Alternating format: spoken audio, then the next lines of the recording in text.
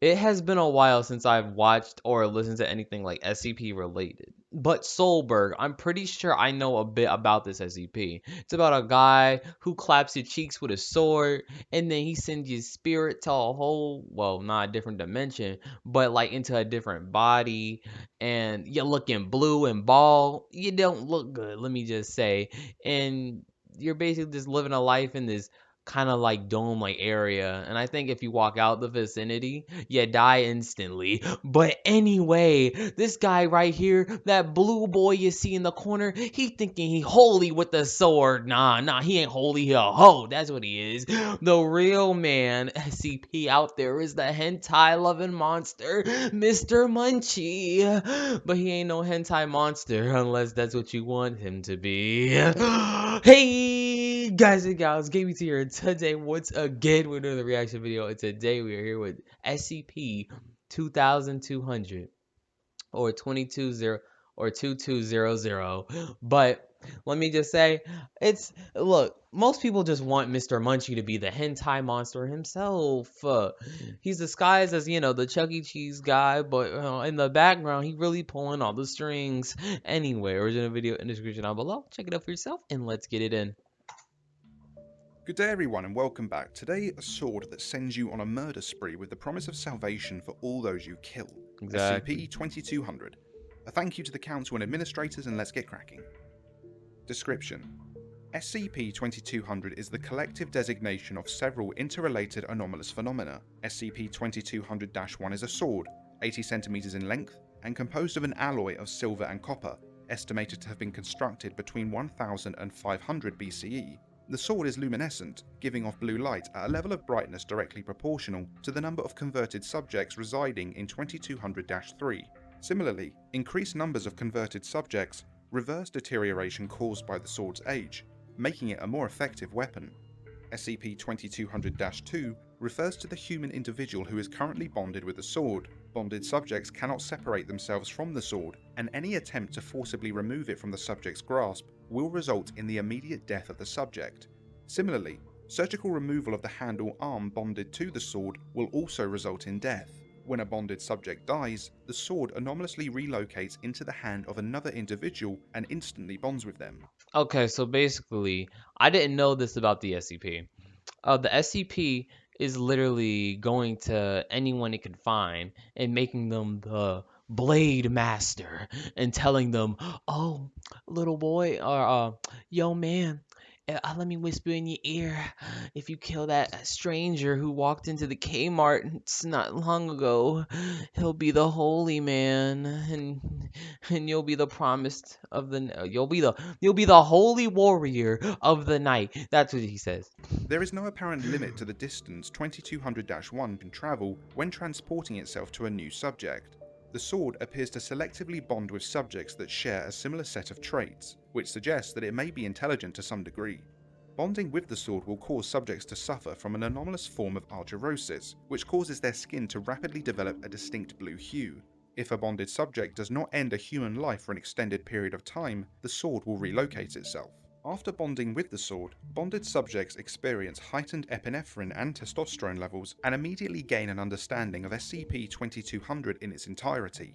These factors, combined with the bonded subject's background, have invariably resulted in the bonded subject killing those around them with the sword. SCP-2200-3 is a 50 km² area of land located. Whenever a person is killed by the sword, a likeness of the individual formed out of an anomalous silver-based alloy, 2200-4, will appear in 2200-3. Despite being made of inorganic material, converted subjects are fully animate and capable of vocalization. Interviews have shown that converted subjects share the personality and memories of the victims they resemble. Because of their metallic composition, 2200-4 cease aging after their conversion and are resistant to physical damage. The converted subjects do not need to eat, drink, or sleep in order to sustain themselves, but may perform these actions if they so choose. Instances of 2200-4 that leave 2200-3 will cease animation upon setting foot outside the designated 50 km² space. Converted subjects seem to be innately aware of the dimensions of the safe area. Any that leave remain permanently inert and cannot be restored by being returned to 2200-3. Special containment procedures. Okay, so the guys are actually made of aluminum. I thought it was just like a person's body, or shall I say a soulless body, but it has like a bluish color to it. No, no, that's not how it is. It's actually an aluminum body with the spirit of the original person in it, or at least they say with the memories and likeness of the person that got killed. But in my opinion, I gotta say, look, to be a holy warrior, you don't gotta go around killing people. And to be a holy sword, you don't have to have that many curves. No, that many wibble wobbles on you, bro. Just be a straight, or you could be a straight sword. You could be a freaking, I don't know. I don't know. What other swords are there besides the swerve one? You could be a dagger. Okay. Okay. Dagger's still like a straight sword. You know what? I don't know any other swords. Just actually, you know what? You could be a sickle. You'd be a sickle. There you go. The current instance of 2202 is to be kept in a standard humanoid containment chamber at Biosite 59.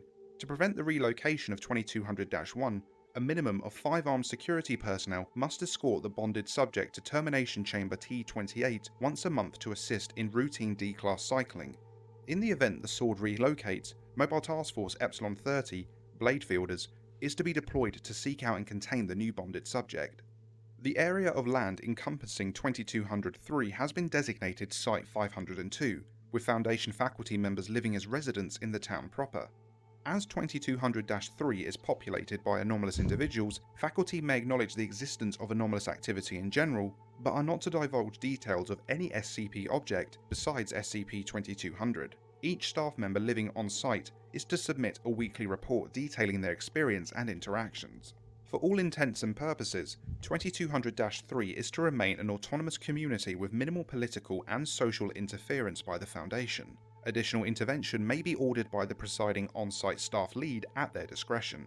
As a number of inert instances are already in storage for testing and archival purposes, additional inert converted subjects are to be collected and melted down for use in funding Foundation activities. Okay, so they could be melted. Okay. Document 2200 Alpha, characteristics shared by 2200-2 subjects. Between 15 and 45 years of age, physically active, strong fear of death, negative view of what happens after death, psychological, emotional instability. Okay. So this is actually the characteristics of the people that it has possessed so far and the things they all have in common. They're between the ages 15 and 49. Oh, damn. That's actually like it really possessing kids. No, it's possessing teenagers out here. Okay. Physically active, meaning it's not. Wait, what? No, that was something else. That means it has to be a person has to be in shape or whatever. Okay. Strong fear of death. Okay. Negative view of what happens after death. Oh. Oh. Okay, so I kind of get it why it chooses people like this, cause it's like it can manipulate you a bit, saying, "Oh, we can save this person from what may or may not happen after death," meaning they don't die, they just get sent to another area of the world and they live there now, unable to die. So, yeah, physical emotion instability. Uh, Instability, emotional, physiological instability. Does that mean you're not thinking straight? I feel like it would say unstable emotion, a physical or emotional unstable, or I don't know. Maybe I don't know. I'll look it up. Interview 2200-10015. I think they have to Begin be log. sane to use the sword as well. Alright, we're gonna run this one more time for the records. Please describe the series of events that transpired after SCP-2201 appeared in your hand. One moment, I was just sitting in my bedroom reading when, all of a sudden, I had this vision. I saw this place where people could live forever. Exactly. That's a lot. On an intellectual level, I was aware that what I saw was impossible, but at the same time, I was convinced it was true. and I knew that I could send people there with the sword. What was your first course of action? I waited until dark. I live alone, so nobody noticed me going out in the middle of the night. Whenever I came across some homeless person sleeping alone, I'd slit their throat, or stab them in the heart or something like that. It went on for a few nights until I got caught by the cops. They turned me over to you guys, and, well, here I am. I see. Anything else you'd like to add? I want to make it clear that I'm not a psychopath or anything. I sent those people away because death could have come for them at any moment. What if they weren't right with God? The way I see it, when someone is sent to that place, they're basically guaranteed eternal life. I was eliminating the risk of hell for them, you know? I know it sounds terrible, but I had good intentions. I wasn't really killing them, just sending them to heaven, kind of. Or at least keeping them safe from the alternative. Okay. Thank you for your time. Yeah, it's not bad. Like people End log. people like him, they don't have bad intentions. I'm pretty sure it's a I think emotional physiological internative whatever it said.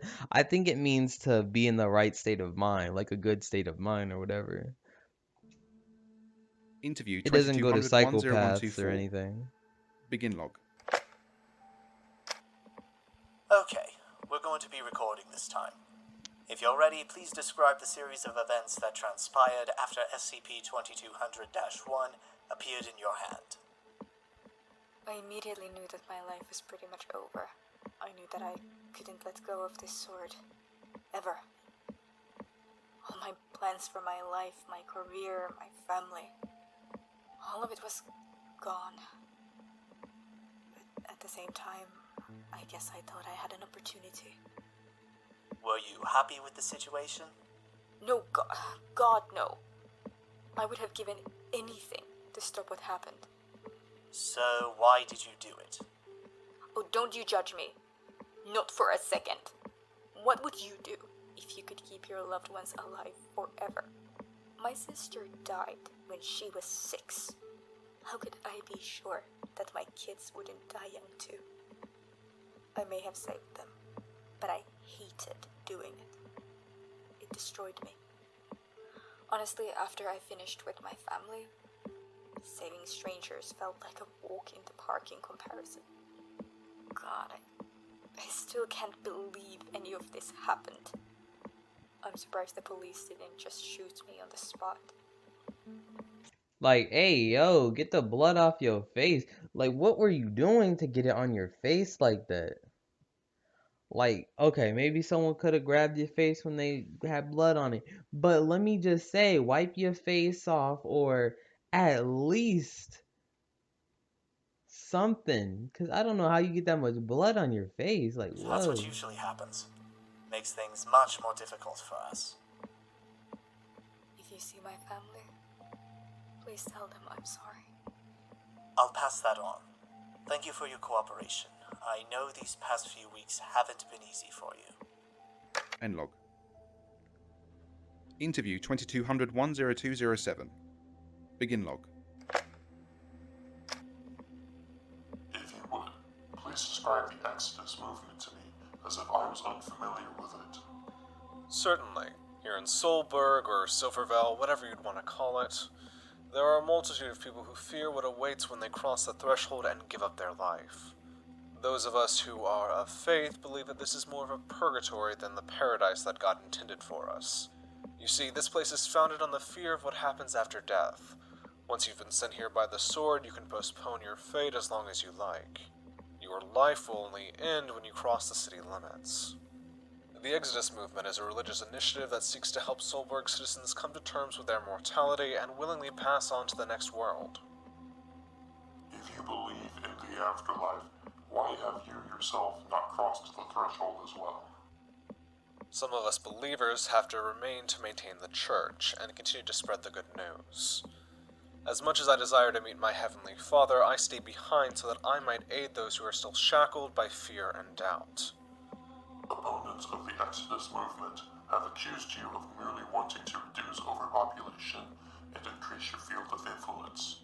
How do you answer these allegations? I can understand why they would think such things. As long as the church has existed, so have its critics. Even among believers, there are those who believe crossing the threshold to be a sin, as it equates to suicide. Disagreements are a given in matters of religion.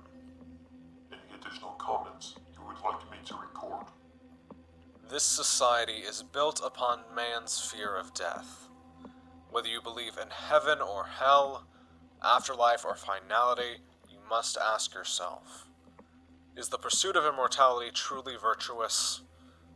By choosing to remain safe in our silver shells, we rob ourselves of our dignity. By fearing death, we only give it more power. End log. And that concludes SCP-2200. I hope you enjoyed this video, and be sure to like and subscribe if you did. Okay. That was actually nice. I learned way more about SCP 2200, and if I'm honest with you, happy. Cause I knew that the SCP was sending people to like this location, or shall we call it SOULBERG, where they live forever, and when you cross the threshold, or that as soon as you cross out of the field where you're safe, you're immediately dead. I knew all that, but I didn't know the sword specifically chose people and stuff like that, because there was also this other type of SCP show I used to watch, and it basically had this guy who was fat, but he still moved athletically. So that's probably why the sword chose him, but still. I like watching stuff like this because I get way more information about SCPs that I used to watch off of Newscape Pro and some other people as well. And if I'm honest with you, it just helps because SCP is still pretty popular in some places, and some people still play it. I'm not gonna lie, it is pretty popular, and the SCPs still are people's fan favorites and mysteries of the world, shall we call them.